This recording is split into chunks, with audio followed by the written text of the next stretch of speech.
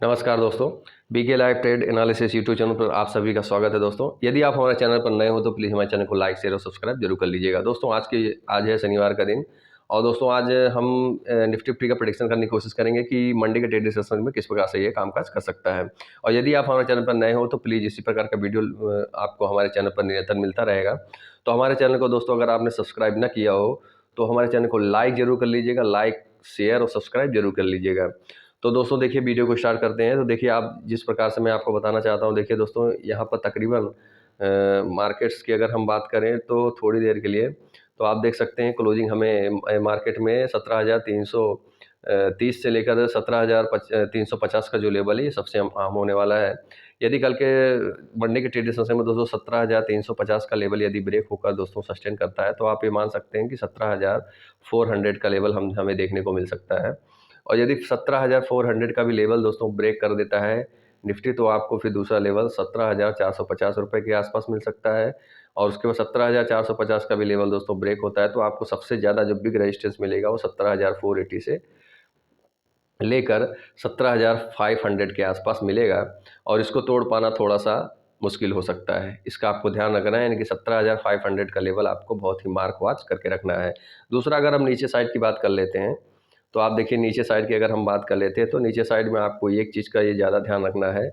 देखिए, नीचे साइड के सबसे अहम लेवल्स की मैं बात करूं तो 17,300 से लेकर के 17,150 का जो लेवल है इसके बीच में आपको बिल्कुल भी ट्रेड नहीं करना है, अवॉइड करना है दोस्तों। क्योंकि ये 150 पॉइंट जो है दोस्तों, इसके आसपास हमें इस प्रकार के मूवमेंट देखने को मिल सकती है। और यहाँ से एक दोस्तों रिकवरी के भी चांसेस हैं और यहाँ से थोड़ा सा हमें डाउन जाने के भी चांसेस हैं। यानी कि अगर 17,150 के नीचे हम यदि दोस्तों ट्रेड करते हैं, यानी कि 17,240 रुपये हैं जो दोस्तों, 17,240 का जो लेवल है ये दोस्तों मार्क कर लीजिए। 17,200 का लेवल है दोस्तों, इसको आप देख लीजिए। 17,200 से लेकर के 17,160 तक का जो लेवल है दोस्तों, इन तीनों चारों लेवल्स हैं तो दोस्तों इन तीनों चारों लेवल्स के आसपास से कहीं से भी एक हमें अच्छी खासी रिकवरी इसमें देखने को मिलेगी। और वो रिकवरी मेरे हिसाब से कम 200 पॉइंट के समथिंग हमें रिकवरी देखने को मिल सकती है।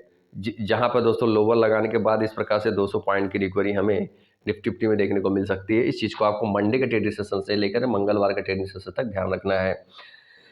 एक चीज़ ये है दोस्तों कि इतनी बड़ी गिरावट के बाद एक चीज़ आपको ये भी मिल सकती है कि शायद मंडे के ट्रेडिंग सेशन में हमें एक जो है साइडवेज मूवमेंट भी मिल सकता है। इसका आपको थोड़ा सा ध्यान रखना है। यदि मंडे के ट्रेडिंग सेशन में मैंने दो लेवल्स आपको बता दिए कि 17,150 और 17,300 के आसपास में आपको ट्रेड बहुत ज़्यादा नहीं करना है।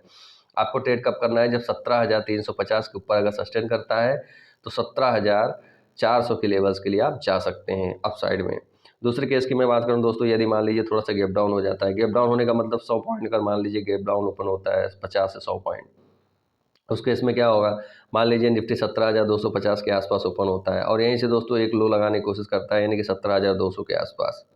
ठीक है, जब 17,250 के आसपास मान लीजिए निफ्टी ओपन होता है और 17,200 के आसपास जाता है, यदि 17,190 के आसपास 180 के आसपास भी मान लीजिए आ जाता है, उसके बाद हम देख रहे हैं कि दोस्तों वहाँ से एक बाउंस बैक देखने को मिले, यानी कि 17,200 से लेकर 17,180 के से वापस बाउंस बैक मिल रहा है और 17,250 के लेवल को ब्रेक करता है तो आप ट्रेड के लिए जा सकते हैं। तकरीबन आपका फिर से टारगेट जो होगा 17,320 के आसपास हो ही जाएगा। 17,250 को अगर नीचे जाने के बाद अगर रिकवरी करता है, ठीक है, और जो नीचे जाने के बाद दोस्तों जो 17,250 का लेवल ब्रेक करता है तो आप 320 रुपया फर्स्ट टारगेट और सेकंड टारगेट की मैं बात करूं 300 के ऊपर में अगर सस्टेन करता है 17,380 का टारगेट आपका हो जाएगा। इन केस मान लीजिए दोस्तों मार्केट इसी के आसपास ओपन होता है, ये जो एरिया है दोस्तों, ठीक है, तो इसका जो लो है दोस्तों उसको थोड़ा सा डिफाइन कर लेते हैं, तो उसके बाद आपको हम समझाने की कोशिश करते हैं। देखिए यहाँ पर इस कैंडल की लो की मैं बात करूँ 293 है और इस कैंडल की हाई की मैं बात करूँ तो 366 है। यानी कि तकरीबन अगर हम बात करें तो यदि दोस्तों देखिए 300 से लेकर के जो ये 366 का लेवल है, ठीक है, ये वाला लेवल, देखिए ये वाला लेवल है दोस्तों, इसको मैं थोड़ा सा डील कर देता हूँ। देखिए ये वाला जो एरिया है, देखिए ये वाला एरिया दोस्तों है, तो ये एरिया के बीच में मान लीजिए 17,300 और 17,366, ठीक है, इन दोनों लेवल्स के आसपास अगर दोस्तों ओपनिंग होता है और अपने ये जो दोस्तों इतना प्राइस बैंड जो बनाया है 3 कैंडल्स का, इसके आसपास ही अगर रहता है कुछ देर, उसके बाद अगर दोस्तों इस प्रकार का मूवमेंट देता है, ना इसका लो ब्रेक हो रहा है और ना इसका हाई ब्रेक हो रहा है, उसके बाद अगर 17,366 का लेवल ब्रेक करता है तो आपको 17,400 देखने को मिल सकता है। और 17,400 का लेवल दोस्तों ब्रेक होता है तो 17,450 का भी आपको लेवल देखने को मिल सकता है। और इन केस अगर मैं दूसरे चीज़ों की बात करता हूँ, तो आप एक चीज़ का ये भी ध्यान रख सकते हैं कि जैसे ही दोस्तों इस लेवल के आसपास मान लो जो ओपनिंग होता है, उसके बाद अगर ये दोस्तों 17,300 का जो लेवल है उसको ब्रेक कर देता है, तो यानी कि 17,260, ध्यान रखिएगा 17,260 के नीचे अगर काम काज करता है तो उस केस में आप ट्रेडिंग के लिए जा सकते हैं। वो तकरीबन 17,200 का लेवल्स आपको देखने को मिल सकता है। फर्स्ट टारगेट इतना ही लेंगे, उसके नीचे हम नहीं लेंगे। उसके नीचे हमको लेना होगा तो 17,180 के नीचे किस प्रकार से पैटर्न बनाता है, 17,160 के आसपास किस प्रकार से काम करता है, उसके बाद ही हम ट्रेडिंग डिसीजन लेंगे, उससे पहले नहीं। ठीक है, ये तो हो गया ये दोनों लेवल्स के आसपास बीच में ओपन होने के। ठीक है, अगर मान लीजिए मार्केट दोस्तों ये दोनों कैंडल है जो इसके अबव में ओपन होता है, यानी कि 17,360 से लेकर के आपको ध्यान रखना है 17,360 से लेकर 17,400 के आसपास मार्केट ओपन होता है। ठीक है, और ओपन होने के बाद अगर दोस्तों हम बात करें उसका फर्स्ट कैंडल को हम ऑब्जर्व करेंगे, यदि उसका फर्स्ट कैंडल दोस्तों बनता है 5 मिनट का, तो 2 से 4-5 मिनट हम उसमें ऑब्जर्व करेंगे कि किस प्रकार से कामकाज हो रहा है। यदि दोस्तों फर्स्ट कैंडल के बाद दोस्तों अगर 1-2 कैंडल रुकता है, उसके बाद यदि दोस्तों अपने फर्स्ट कैंडल को ब्रेक करके कामकाज करता है, तो हमारा उसी फर्स्ट कैंडल के लो के नीचे कैसल होगा, और उसके बाद जो इतनी बड़ी जो कैंडल होगी वो अपने ही उतना ही हमारा टारगेट होगा। मतलब हम गैप अप की बात कर रहा हूँ दोस्तों, उस प्रकार से आपको काम करना है। ठीक है, नंबर 1। और दूसरी अगर मैं बात करूँ दोस्तों, यदि निफ्टी 450 के आसपास ओपन हो जाता है, मान लीजिए, और गैप मतलब दोस्तों 17,450 के आसपास ओपन हो जाता है।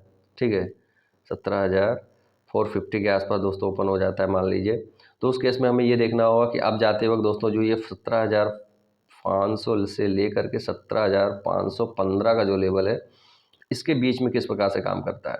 यदि दोस्तों इस प्रकार 450 के आसपास ओपन होने के बाद ये लगातार अपने आप को, जैसे कि 450 फिर दोस्तों यहाँ पर ओपन हुआ, इस प्रकार से जाता है, और 500 से लेकर 515 के आसपास किस प्रकार का कामकाज कर रहा है। यदि इस प्राइस को होल्ड नहीं करता है, वापस से नीचे आता है, तो वापस से अगर नीचे आता है तो 17,480 के नीचे अगर हमें क्लोजिंग देखने को मिलती है, तो हम वापस से ट्रेड में एंटर हो सकते हैं। तकरीबन हमें तब 17,400 का लेवल हमें देखने को मिल सकता है। ठीक है, इस प्रकार को आपको ध्यान रखना है। ये बहुत अहम सपोर्ट होता है दोस्तों। अगर मान लीजिए 17,500 के आसपास ओपन हो जाता है और 17,500 के आसपास से 17,520 के प्राइस को अगर होल्ड नहीं कर पाता है, तो हमें वापस से फिर से गिरावट देखने को मिलेगी, जो तकरीबन फिर से 17,400 और 17,350 के आसपास हमें फिर से मार्केट में देखने को मिल सकता है। इस चीज़ को आपको ध्यान रखना है। तो दोस्तों मैंने तीनों साइडवेज मूवमेंट्स, मतलब कि यहाँ पर जो दोस्तों ओपनिंग होता है इसके आसपास, तो भी मैंने उसको उस लेवल्स को बता दिया है। उसके बाद मैंने गैप अप में भी आपको लेवल्स बता दिए हैं, गैप डाउन में भी आपको किस प्रकार से काम करना है। देखिए एक चीज़ है, गैप अप में आपको फर्स्ट कैंडल का वेट करना है 5 मिनट, वो उसके आसपास किस प्रकार का काम, यानी 5 मिनट का हाई ब्रेक होता है तो आप थोड़ा सा वेट कीजिए, तो आप उसमें ट्रेड में एंटर हो सकते हैं। और गैप डाउन में भी यही है दोस्तों, गैप डाउन होता है, फर्स्ट कैंडल का आप वेट कीजिए किस प्रकार से काम करता है, प्राइस एक्शन जिस हिसाब से बनेगा उस हिसाब से आप काम कर सकते हैं। दोस्तों ये वीडियो एजुकेशन पर्पज़ के लिए है, तो दोस्तों ये मेरी ऑब्जर्वेशन है। आप भी थोड़ा सा हल्का सा अपने हिसाब से डेटा एनालिसिस कर लीजिए, क्या मैंने जो बताया वो उस प्रकार का डेटा एनालिसिस मेरा ठीक है, आप भी अपने तरीके से ऑब्जर्व कर लीजिएगा, उसके बाद ही ट्रेड में इन्वेस्ट और उसको कीजिएगा दोस्तों। तो मिलता हूँ आपसे दोस्तों नेक्स्ट वीडियो में, तब तक दीजिए इजाज़त। जय हिंद, भारत, नमस्कार।